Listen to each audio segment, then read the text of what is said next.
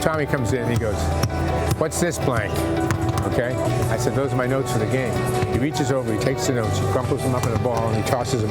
And he says, "We don't need that. We're going to talk about what happens in front of us tonight." And that's how I've done games ever since. Hello once again, everybody. I'm Mike Gorman, along with Tom Heinsohn.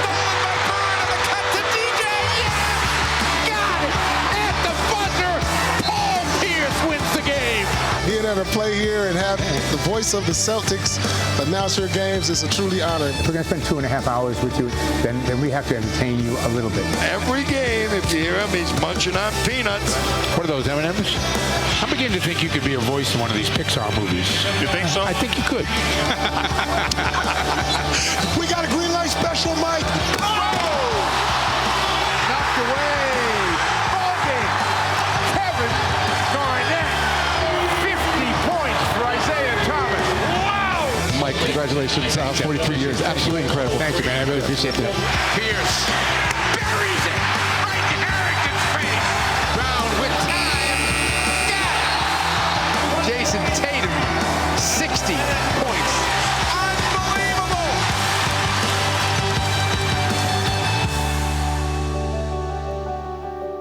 That is unbelievable. Mike Gorman, 43 years of excellence. I mean, this is a long journey, a lot of moments. How you feeling about everything? Well, I'm a little melancholy, obviously, about things coming to a close now, but it was kind of unbelievable. That's a great word to have for the last word of that piece. Things have been really crazy the last month or so with people trying to be so nice. People want to come and say goodbye. I made the joke to a number of people. I feel like I'm at my own wake sometimes. People just kind of come in and they'll stand, they'll look a little bit, and they'll walk away.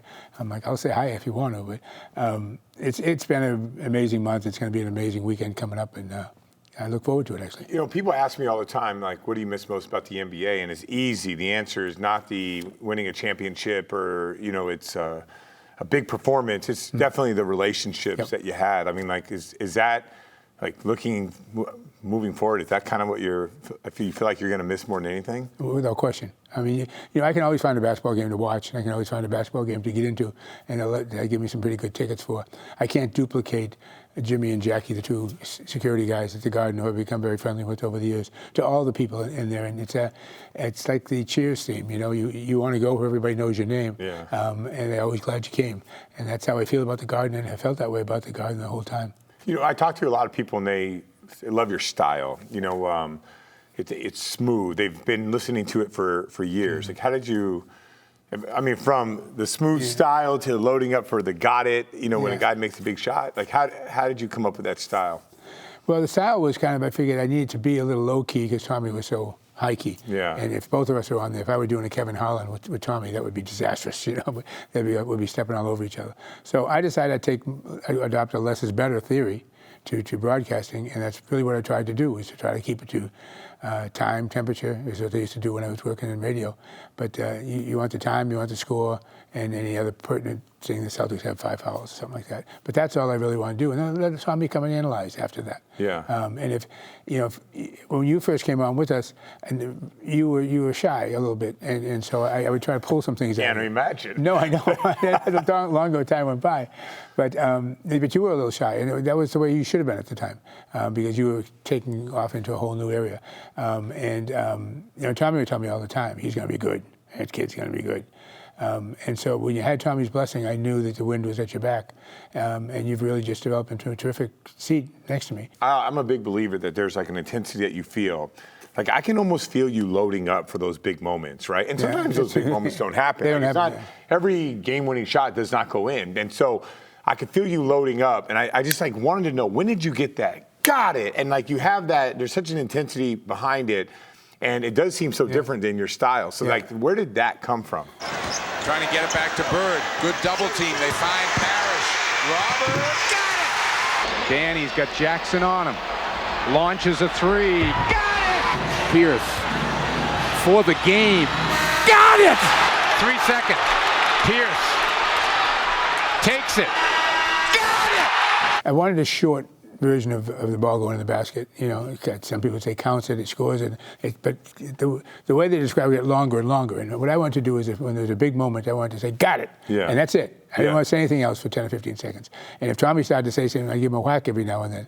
And then he said, you know, you're right, let's let the crowd enjoy the moment. So it was more getting ready to go from what had been a kind of a relatively calm narrative to an excited person. But you could see it coming. I mean, you've watched more games than I have. Maybe I have got more than you, actually, come to think of it. No, I think you got me, Mike. But, you know, you can see it coming. You can see it coming a pass first, you know, before it actually happens. And when we worked in the gondola, which on the old Boston Garden, we were about 30 or 40 feet back from the court and about 15 feet high. The best location I've ever done it, because nothing could get in our way. Yeah. You could see plays as they developed. I could call plays. I could call Bird sees Scal over in the corner, and Bill would throw it over, just like I said, because you could see how it would develop. And so that was the way I always wanted to do it. But I can't. You know, I've told you these things, and you've adapted to them very, very well. You got to figure there's a guy in the booth with you who never says a word during the whole broadcast, but you got to leave room for him in case he does. Yeah. And that way, people get a little break at home. When I first started, it was pretty. You were pretty honest with me from the start about the third man in the booth. So I want to ask you, like, were you ever honest with Tommy about your relationship with Tommy? Hey, Tommy, you know, you can chill out a little bit and let the third man go. No, and, you know, I'm no fool. Tommy is Tommy. That was another thing I really liked about how things felt for me. I mean, everything in life is being in the right place at the right time, which I happened to be in getting connected with Tommy. But you know, Tommy was bigger than life. Tommy was known by the opposition. He was known by everybody as that big guy down there. And I remember one airplane flight we're on. Tommy goes down the aisle ahead of me, and I'm behind him, going out our seats in the back. The only thing we left on the aircraft was the toilet behind us. Yeah. That was all the time. But anyway, Tommy would go by, and his kid, I forget who it was, but this wasn't more than 5 or 6 years ago. He looks at me and he goes, "Did he play?" Wow. Did he play? You know, I'm like, wow. Yeah, I said, yeah. He's got 8 rings, I think. Yeah. And the kid's going, well, 8 rings? You know? Yeah, so Tommy was Tommy. The players loved him. He'd go park himself on the bench over there, and Marcus Smart would come by and sit and talk with him. Paul Pierce would come by and sit and talk with him. And Tommy was always like telling him, you gotta run. But Tommy had a wealth of basketball. He's forgotten more basketball than 99% of the coaches in the league know. And I still hope that posthumously the Hall of Fame will get their act together and make him the only guy who was a broadcaster, coach, and player, because he deserves to be in all 3. Yeah, there's no doubt about this. When you think about Tommy Heinsohn, the guy truly loves basketball. And let's take a look at some of the moments of you and Tommy through the years. Hi, Mike Gorman, along with Tom Heinsohn. Welcome to our coverage of Celtic basketball. It's peanuts. Every game, if you hear him, he's munching on peanuts. What are those, M&M's? Love him. So here is Tommy coaching Walter right here in front of us. Run, Walter, run. Walter, run. You got to call a foul on that. What did they call a foul on? Crowder. Why? Oh, give me a break. That'd drive me nuts. It is driving me nuts. I can tell. It's been such a joy working in this building. We have the prime spot that was ever created to view a basketball game. What do you do, Mike? Go to the basket. That's right. Why not? I'm beginning to think you could be a voice in one of these Pixar movies. You think so? I think you could. The little guy. I think you could. Because the big guys got tired from Utah running up and down. Now you talk. Now you're learning. I'm learning. Wow. Wow is right. Smile. Smile for the camera.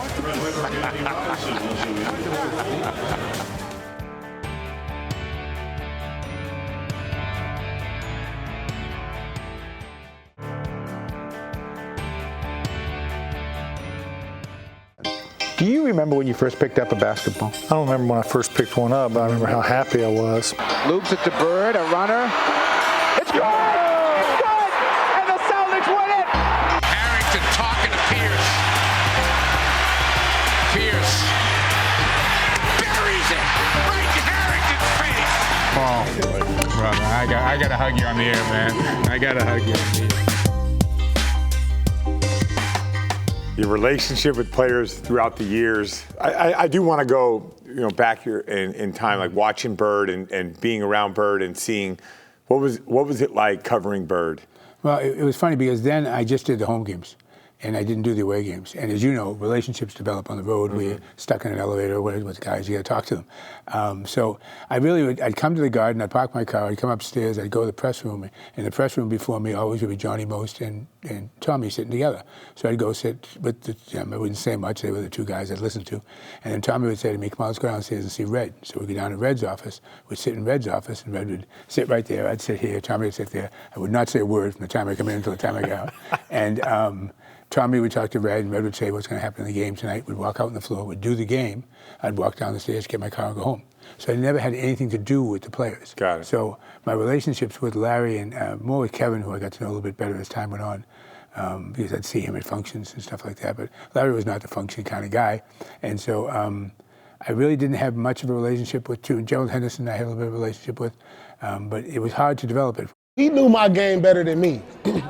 So every time he'd be like, Paul, you got to get to the mid-range. And I think about it like, you keep forgetting about it. Then I get he was like a sideline coach at sometimes. He watched me so much. The time he was drafted till the time, you guys were really close. I mean, from talking before the games and all the things I've seen and all the interaction, especially when I was there, I remember you guys he'd just get up and walk to the back of the plane and start talking to you. Yeah. Like, how long did that take? Was it immediate with Paul when he first got here? Yeah, it took a little while, like it does with any player, but Paul was open to it. And, he was open to a situation where once he understood that, at first people think of us as the media, and sometimes they never get by that. They think of you and I and me and Tommy at the time of being the media, and they don't want to deal with the media, so they don't deal with you. Paul didn't care. And once he realized that we weren't the media, we were really working with and for the Celtics, then it was easy for him to come up and sit and talk with me and Tommy. It wasn't just me all the time. Yeah. The thing that was just me all the time that people would pick up on is that Paul would come out and do the layup line. He'd go through the layup line once, come around the second time he'd come right up to me and give me a big hug. Okay, and as he hugged me, I would go, Leo is the black guy, the guy with the curly hair is red, and blah, blah, blah, blah, blah. And he'd let go. He'd go out the other side of the court. Leo, how you doing, buddy? Have a good game tonight. You're talking about the officials, right? Yeah, exactly. Yeah. And so when we hung Paul's name up in the garden there, I introduced him, and he got about as far away as that stand over there. And he goes, who we got tonight? Yeah. I want to talk to you about the 80s. So wonderful years. You're only doing home games? Yeah. You never saw them lose. Just about. We were 79-3. and if a team is that good, the announcers are always great. Oh, yeah, I do know that. And I could see it coming in 10 years from now that we weren't going to be so hot anymore. But at the time, we could just walk down water. And I would, from a basketball point of view, Celtics were always playing on Sunday afternoons, Wednesday afternoons, Friday, Sunday. Those are the 4 days a week they always played at home. And so I would do Celtics on Sunday afternoon. I'd go to Logan Airport. I'd get on a plane, if I could get on one early enough, and I would fly to a destination. I'd do Big Monday with ESPN on Monday. I'd fly to somewhere else, do Tuesdays. I would do NBA regional, and Tuesday I'd do Big East regional games. Wednesday I'd do the NBA again with the Celtics. Thursday was my night off. Friday I'd do the Celtics. Saturday I would fly out of Logan Airport. Tommy, he said, you're nuts, but I did this all the time. I'd fly out of Logan in the morning. I'd get somewhere, I'd do a noontime regional game, I'd rent a car after the game, I'd drive into New York City, I'd do like Seton Hall, because it's St. John Seton Hall, I'd do that game. There used to be an 11 p.m., the last shuttle out of Boston used to be 11 p.m. I'd make the 11 p.m. shuttle, do the Celtics at 1 the next day, and start the whole week all over again. So I'd do eight games in 7 days every week. When you saw, kind of like the build-up, the start of 08, did you feel, when did you know that team was going to be different? First time I saw Kevin Garnett. First time I saw, we had, for whatever reason, this happens to us all the time. There'll be some player on the West Coast who you're only going to see twice a year, and all of a sudden he's injured one of those 2 times, and then there's played limited minutes the other time. So we had gone about 3 years where I think I'd seen Garnett play half of basketball. I'd read about him and heard about him all the time, but I didn't know how good he was. And I remember I was sitting down with Danny Ainge one day having lunch, and Danny says, Mike, who would you take, Al Jefferson or Kevin Garnett? And I said, Al Jefferson. And Danny said, that's good. I'm never going to ask you a player evaluation again. Danny ain't brutally honest. Yeah, exactly. Yeah. But when Kevin came, I mean, we took, I'll never forget, we went to that crazy place in Italy. Remember? And we had to go play those games in that For armory. sure. You know? You were there the first game? Yeah. Yeah. That was different. Unbelievable. It was different. It was very 100%. Here it is, supposed to be a preseason basketball game, or whatever they want to call it, exhibition, whatever they want to call it. And Kevin comes out and he did everything. He got every rebound. He blocked every shot. He yelled at every guy. He yelled at officials. He protected his own guys. He made jump shots. It was an amazing display of this is my game and my team. I'm going to take it over. And he did. And he did. I mean, that made a believer out of me. I had no idea he was this good. I mean, he got every rebound. And I'll always remember that game. People say, "What game do you remember?" I said, "Well, it was an exhibition game in Italy." It was amazing, right? I can co-sign that. I've been in the NBA for, at the time, I think 5 years, 6 years, and it was completely different, and he was completely different. And that preseason game was somehow a preseason game in Italy was like a top 10 game of intensity. What about this year's group? Like last time we won a championship with 08. Like, do you have that sense with this year's team that there's no Kevin Garnett on the team, but it does feel like a little bit different. This team, offensively, is unbelievably skilled. And defensively, I think they're excellent. They're top 5 defensively and offensively and defense. I think this team has all the tools to get to the final. I think, ever since we brought Inspector Gadget on board with his play in the middle, I mean, he's just such a good player. And you have to go back to, I don't know whom, to find a player who enjoys playing the game more than he does. And so Kristaps has been a great addition to the club. He takes that outside three, he makes it, as soon as it leaves his hand, never gets this high above the basket. It's just a line drive, and he kind of dives in, which Heinsohn's hook shots used to look like that. But, I think they got a chance. They should get to the NBA Finals, I think. If everybody stays injury-free, I really like their chances to get that far. These are always fun to do, looking back, and this is going to be, I hope you enjoy this. Mike Gorman, the different looks through the years.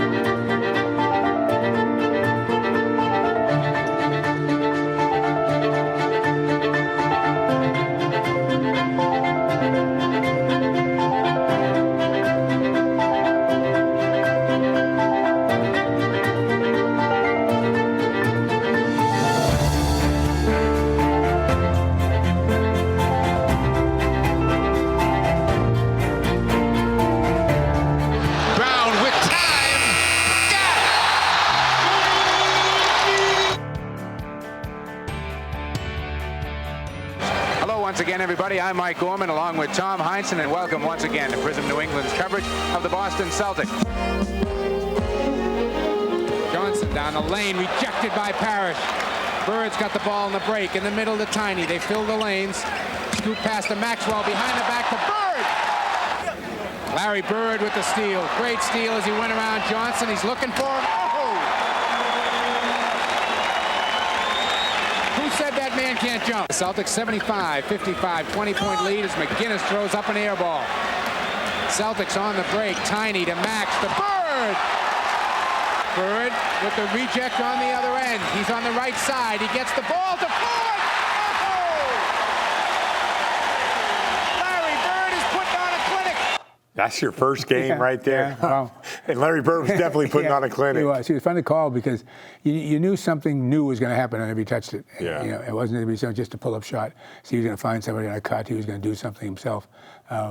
Remarkable talent. Remarkable talent. Well, obviously the people of Boston connected with Larry Bird, but I want to talk about, like, when you're on TV and people are tuning into their favorite team and you're the voice of the Celtics, like, what kind of connection do you have from your, all the people in Boston and even your original roots of, growing up in Dorchester? Wonderful. I can't. The greatest gift the Celtics have given me, they've already given me, which is this chance to be successful at a franchise in your city that you grew up in. And so to have been hanging around and stealing money on this job for about 43 years has really been something. The 08 parade was a great example of, and this is a story my wife tells all the time because it really touched her and really kind of, even though we had been married for a long time, she said, I understood Boston a lot more at this one moment when the duck boat that John Havlicek and Bob Cousy and myself, all these people on it, they were great Celtics, whatever. There were these kids who came up alongside and kept banging the side of the boat and going, Dorchester, Dorchester, Dorchester. Oh, nice. Yeah. And through the years, people come up to you and say, Mike, I've been listening to you since I was a kid, and now me and my son or me and my daughter listen to you. Like, I mean, how does that make you feel? I usually start to have a moment where I wish I didn't hear that because I'll choke up or I'll start to get misty. Yeah, I mean, I can best describe what you're talking about by a fellow showing up about a year and a half ago, and this young kid comes up and he's got Celtic paraphernalia all over the place. He said, my dad wants you to take my picture. And I said, sure. And I look at his dad standing right there. So I take the picture with the kid, and the dad says, you got a minute? And I said, sure. He said, how old are you when you think a kid just really tags onto a team and wants to be a fan? I said, 10, 11 years old maybe. He said, yeah, I agree. He said, how long have you been doing this? And I said, at the time, 41 years. So he said, do you realize that anybody under 52 only knows your voice? Yeah. Scary. Yeah. 41 home games, sometimes playoffs, sometimes preseason. And there's all those people throughout, like the garden and security people and everybody. It's like, it is, during that time, it is kind of like a second family. What's your connection like with them? Terrific. I mean, it's the old song from Cheers. You want to go where everybody knows your name, and they're happy that you came. That's how I feel every time I walk in the garden. After 43 years, I mean, what do you? I don't know what I'm going to say. When it's the last, I'm going to do the first round of the playoffs with you, and I hope they go 7 games. Selfishly, it would be nice to see the Celtics win 7. But when it's obvious to me, with 2 minutes to go in a game, that this game is over, the Celtics are going to win or the Celtics are going to lose, and it's time to go, I'm not sure what I'll say. I've been asked that question about 4 or 5 different times in the last week, and I hadn't really given it a lot of thought, to be honest with you. But 43 years, you just mentioned it, one of the best jobs in all of sports. No question. Yeah. What are your final takeaways from all of it? No question. I hope I can figure out some way to just stay in touch with the organization because they've been family to me for so long. And Steve Paliuka and Wick have been really good guys to work for. And right from the very beginning, he said, you're family. And I mean that. Mike, it's been such a joy working with you. Oh, the glass! Are you kidding me? The Celtics come from